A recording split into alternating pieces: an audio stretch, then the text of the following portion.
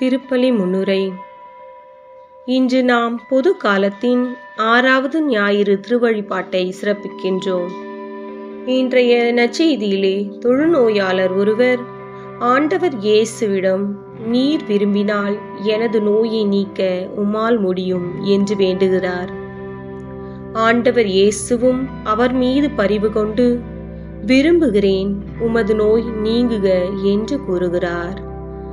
தான் விரும்பும்படி ஆண்டவர் நடந்து கொள்ள வேண்டும் என்று அவர் விரும்பவில்லை. மாறாக ஆண்டவரின் விருப்பத்திற்கு ஏற்றவாறு தன்னையும் தன் செயல்களையும் மாற்றிக்கொள்கிறார். தாம் செய்கிற செயல்கள் எதுவாக இருந்தாலும் அது ஆண்டவரின் விருப்பத்திற்கு ஏற்றவாறு, ஆண்டவரின் திருவுளத்திற்கு ஏற்றவாறு அமைகிற போது இறைவன் கண்டிப்பாக நமக்கு வெற்றியை தருவார். நம்முடைய செயல்கள் ஆண்டவரின் விருப்பத்திற்கு எதிராக அமைகிற போது நாம் ஆண்டவரின் அருள் நிலையிலிருந்து அகன்று போகிறோம். முதல் பெற்றோரான ஆதாம் ஏவாளின் வாழ்க்கையில் இதை தாம் காண்கிறோம். ஆண்டவரின் விருப்பத்திற்கு எதிராக அவர்கள் நடந்து அலகையின் விருப்பத்திற்கு உடன்பட்ட போது ஆண்டவரின் அருள் நிலையிலிருந்து பிரிக்கப்பட்டு வெளியே துரத்தப்பட்டனர். ஆகவே நமது விருப்பப்படி ஆண்டவர் நடந்து கொள்ள வேண்டும் என்ற எண்ணத்தை மாற்றிக்கொண்டு ஆண்டவரின் விருப்பப்படி வாழ்ந்து அவரது இறை ஆட்சியில் பங்கு பெற்றிட இத்திருப்பலியில் பக்தியோடு மன்றாடுவோம். முதல் வாசக முன்னுரை. ஒருவர் தொழுநோயால் பாதிக்கப்பட்டால் அவர் எவ்வாறு நடந்து கொள்ள வேண்டும், எத்தகைய உடை அணிந்து கொள்ள வேண்டும், எவ்விடத்தில் குடியிருக்க வேண்டும் என்பதையெல்லாம் ஆண்டவர் உரைப்பதை எடுத்துரைக்கும் இம்முதல் வாசகத்திற்கு செவிமடுப்போம்.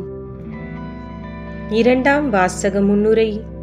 நாம் எதை செய்தாலும் அது கடவுளை மகிமைப்படுத்தக்கூடிய ஒன்றாகவும், அது நமக்கு மீட்பை பெற்று தந்து ஆண்டவரின் அரசில் பங்கு பெறும் தகுதியை தரக்கூடிய ஒன்றாகவும் இருக்க வேண்டும் என்றுரைக்கும் இவ்விரண்டாம் வாசகத்திற்கு செவிமடுப்போம்.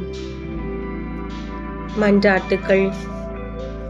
அனுதினமும் எங்களை காப்பவரே, உமது திரு அவையின் திருப்பணியாளர்கள் தங்களின் விருப்பத்திற்கு ஏற்றவாறு உமது மக்களை வழிநடத்தாமல் உமது திருவுளத்திற்கேற்றவாறு மக்களுக்கு நல்வழி காட்டிட வேண்டுமென்று இறைவா உம்மை மன்றாடுகிறோம்.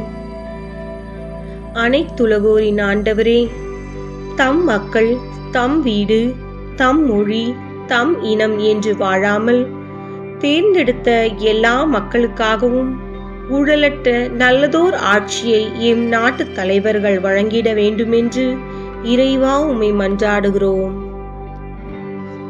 கண்மணி போல் எங்களை காப்பவரே, எங்கள் பங்கு தந்தையையும் எங்களையும் நிறைவாக ஆசீர்வதியும். எங்களுக்கான உமது திட்டத்தை அறிந்து அதன்படி நடத்திட தூய ஆவியின் துணையை நீர் எங்களுக்கு தந்தருள வேண்டுமென்று இறைவா உம்மை மன்றாடுகிறோம்.